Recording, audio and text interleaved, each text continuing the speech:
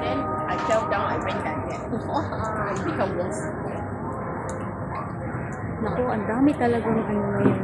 Ang dami, nauso yata ngayon yung ano, yung mga matatanda is nagkakaroon ng sakit sa paa.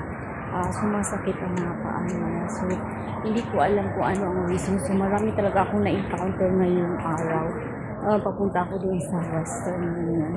Maraming nagkaroon ng mga sakit sa paa, mga natatanda. Hindi ko alam. Halos lahat ng nakasalubong ko, yung mga kilala ko, kumusta ako. Tapos, na ika-ika sila kasi masakit na yung mga paa nila. So, doon din sa bahay namin, sa kabilang pintuan, nakita ko din yung auntie. Sabi niya, good morning. Tapos yun, sabi ko, bakit ganyan? Yun, sumakit din yung paa niya. Tapos ooperahan daw siya. So, tatlong matanda akong nakita ngayon. Nakilala ko ay puro sila nagsasabi masakit ang mga paa nila. Yung isa, tuhod. So, bukas na ooperahan sa tuhod. Tapos yung dalawa doon sa may yung sa paa natin sa yung pag-apak mo, yung sa likod, sa may, ano ba tawag doon? Hindi sa may to, doon sa likod sa may to, yun, masakit pa. So, kapag naglalakad sila, magkinto, ano ba yun?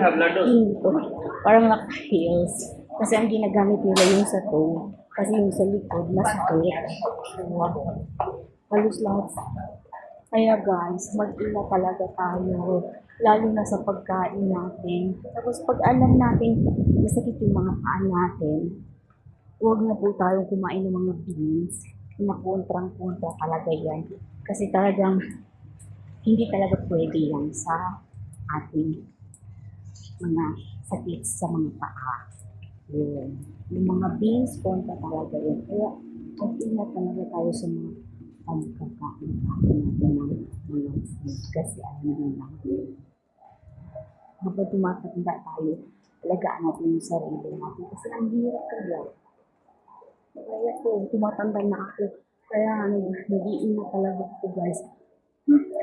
Pero minsan, kahit anong ingat mo, kung talagang magkakasakit na tayo at mamamatay na tayo, hindi natin napipigilan yun. Kaya ang dapat natin gawin, magiging handa sa lahat. Magiging handa. Tanggapin ang pagkakatanda na natin. Tanggapin kung ano mangyari sa atin. Ganun yun. Thank you guys for watching.